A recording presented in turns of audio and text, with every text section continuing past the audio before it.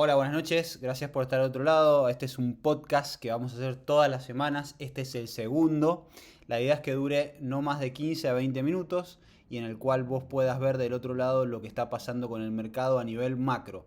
Con el Colo que me escucha del otro lado y nos acompaña. Hola, Colo. Hola Álvaro, ¿cómo estamos? ¿Cómo va? Bueno, el Colo, el instructor principal de Trade Lab, seguramente lo verán todos los días en los canales, dando y explicando sobre Smart Money. Él nos va a acompañar y yo más de por detrás del telón hoy y tratando de aportar desde el punto de vista de la situación macro.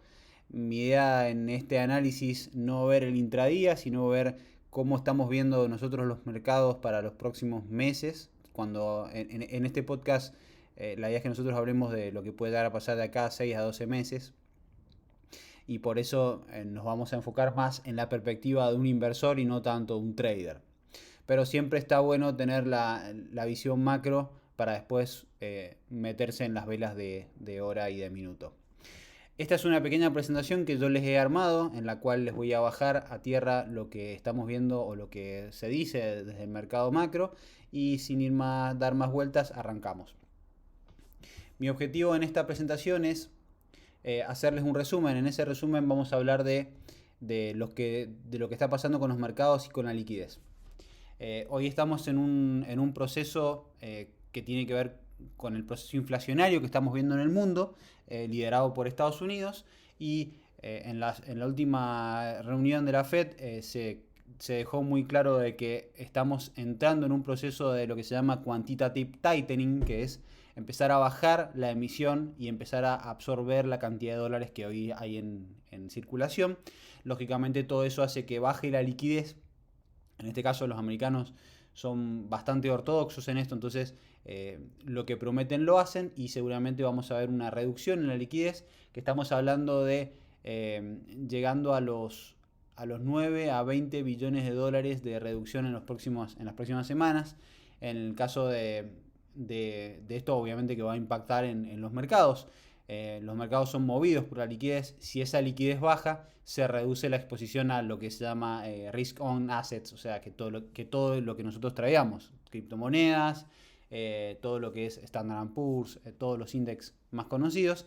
Eso obviamente que activa cuando hay más liquidez y en lo contrario cuando hay menos liquidez, como en este caso, los precios obviamente que se contraen. El dólar, por otro lado, tenemos el dólar que continúa creciendo con fuerza. Comparado, cuando hablo con fuerza, estoy hablando de fuerza relativa con las distintas monedas del mundo. Eso lo medimos con el DXY, que ahora vamos a ver el gráfico. Y eso hace que, o sea, hoy no se muestran señales de sobrecompra aún. También lo vamos a ver ahora en el gráfico, pero quería resumirlo. Lo que se llama QT o Quantitative Tightening, que es esta estrategia del Banco Central para poder aplacar la inflación que hoy tenemos, reduce la cantidad de reservas en los bancos, lógicamente eso también pasa, y en septiembre se prevé una reducción del circulante de 90 billones de dólares, que es lo que hablamos recién. Eh, a ver, estamos a 6-12 meses de acumulación en los mercados y estamos buscando signos de capitulación. O sea, si nosotros vemos hoy los precios de los principales índices y de las criptomonedas, estamos en un proceso bajista y ese proceso bajista está viendo algunas zonas de, de distribución para luego estirar una pierna más para abajo. Y estamos en este momento muy alertas porque tenemos algunas fechas importantes de acá a septiembre y en esas fechas seguramente se van a definir algunas cuestiones que nos van a decir cómo lo vemos nosotros gráfico en los próximos meses. Estar alerta de los earning reports, que son todas estas noticias que van a empezar a surgir y cuál es ese impacto en los equities.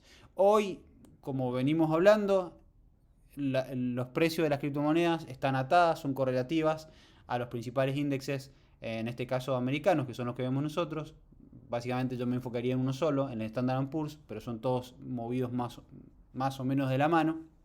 Así que cualquier cosa que pueda llegar a pasar en estos earnings reports y lo que pasa con los equities va a impactar en las cripto, tanto Bitcoin, Ethereum como el resto.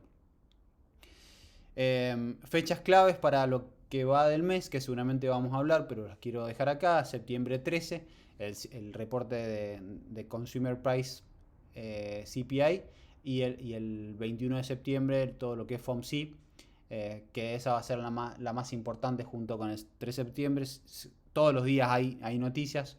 Hoy hubieron algunas noticias que hicieron el dump del mercado, pero por lo general estas son las que realmente marcan la diferencia. Esperamos hasta el 13 de septiembre, o por lo menos yo espero, siempre cuando digo esperamos, estamos hablando de nosotros, esperamos un relief rally, o sea, esperamos un movimiento alcista, y más con la bajada que tuvimos hoy, que llegó a una zona de liquidez importante en el Standard & Poor's, y yo espero un relief alcista, o sea, espero ahora una descontracción para arriba, por lo menos hasta el 13 de septiembre, o hasta días u horas antes, y después todo depende de lo que pase en ese día. En el caso de Bitcoin y cripto, o sea, ya hablamos de la parte macro. En el caso de Bitcoin y cripto, para mí esta charla, este podcast tiene que ver con la parte macro. Hoy yo creo que todavía no es un buen momento para invertir en Bitcoin. Hoy es un buen momento para estar líquido o tradeando. Tradeando hoy es una fiesta del trading por la liquidez que tenemos y por la volatilidad. Y en mi opinión, hoy todavía no estamos en una zona para invertir, porque tiene que ver con que Bitcoin es correlativa a la liquidez. Si estamos hablando de que el quantitative tightening, basado en la Reserva Federal de Estados Unidos, está haciendo bajar la cantidad de emisión y de dólares en la calle, lógicamente los risk on assets hoy no son interesantes para invertir, sí para tradear. Y básicamente porque la liquidez es empujada por estos dos factores, que son protección de crecimiento macro. Hoy no hay crecimiento en el mundo, y por otro lado, o sea, estamos en un momento de recesión, y todas estas políticas de la Fed están yendo a buscar bajar la inflación para llegar a un estado posterior a la inflación, que es la deflación, posterior a la recesión, y en ese momento seguramente va a ser los momentos para poder empezar a acumular, ¿no? Y por otro lado tenemos las condiciones monetarias, que básicamente las define la Fed. Hoy las condiciones monetarias no son positivas, y hoy la Fed lo que está tratando de hacer es de que haya menos dinero en la calle, para poder bajar la inflación. Es probable que la liquidez siga en tendencia negativa, así que y el crecimiento se encuentra en tendencia negativa. Bitcoin en tendencia bajista, al igual que la liquidez en general, y aún sin señales. Esperamos 6-12 meses para ver cómo nos va mostrando el precio, cómo nos va dejando vuelta el precio. Seguramente esto lo vamos a ir siguiendo todas las semanas. Bien. Voy a mostrar un poco el precio en macro del Bitcoin, para poder explicar lo que hablé recién en el chart. Acá tenemos el precio del Bitcoin en velas semanales. Fíjense que no estoy usando velas, estoy usando líneas para Álvaro, poder... Sí, agrandar la ventana. lo que pasa es que se me deforma.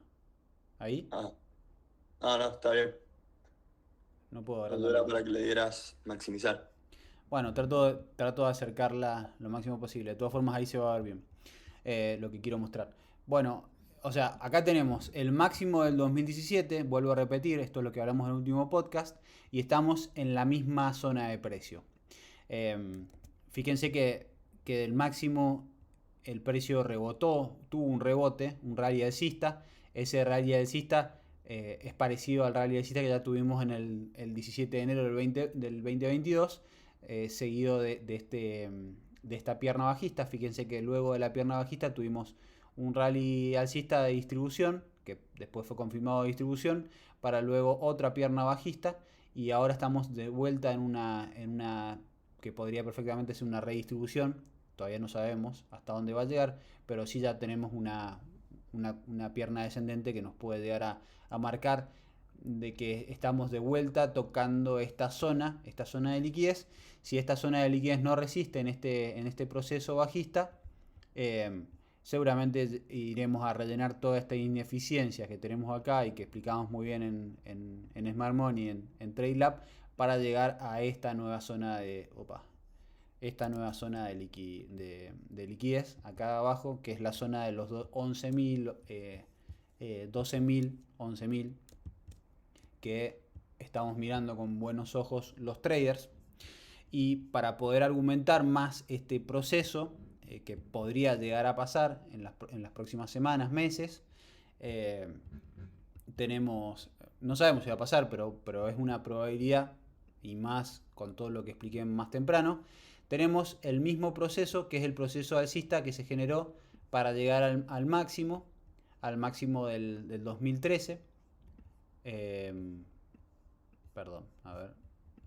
Tenemos el máximo del 2017, que fue el de los 20.000, el máximo del 2021, que fue el de los 65.887, y tenemos el proceso del máximo del año 2013. Fíjense que el año 2013 generó un máximo, un rally desde el 2011, que fue de aproximadamente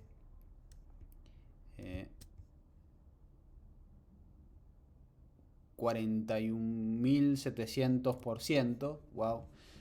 Y luego de eso tuvimos un proceso bajista, fíjense que un proceso bajista para llegar a esta consolidación,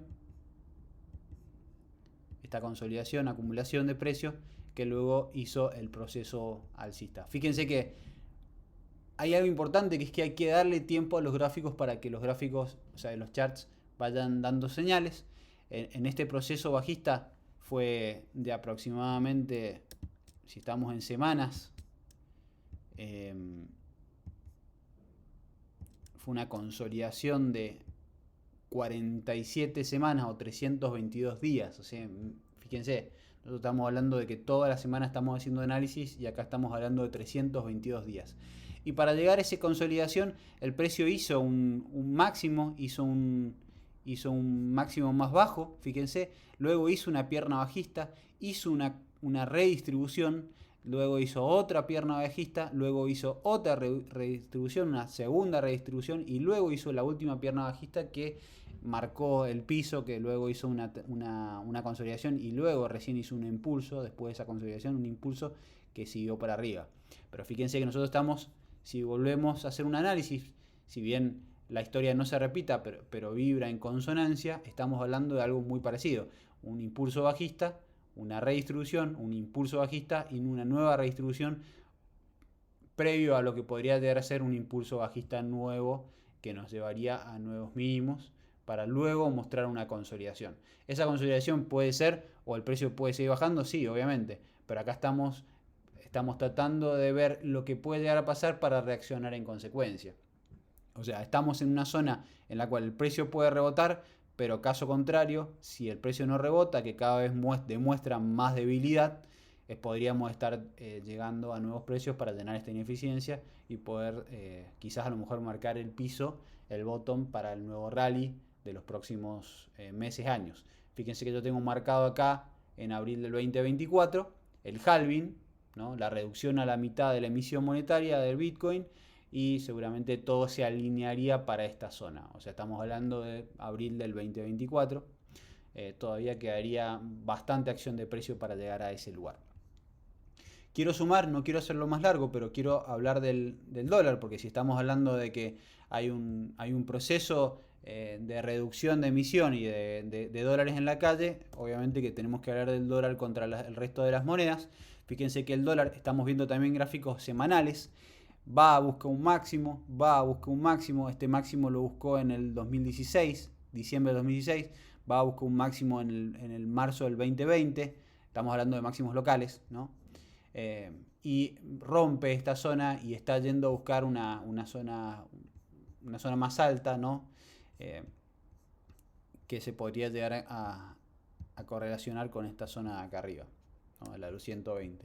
Pero lo importante acá es que rompió una zona máxima que llevaba acumulando hace mucho tiempo y ahora está haciendo un proceso expansivo. Ese proceso expansivo lógicamente tiene en vilo a todos los index y a todo el mundo de las cripto, ¿no? Si este proceso sigue para arriba, seguramente las cripto van a seguir para abajo.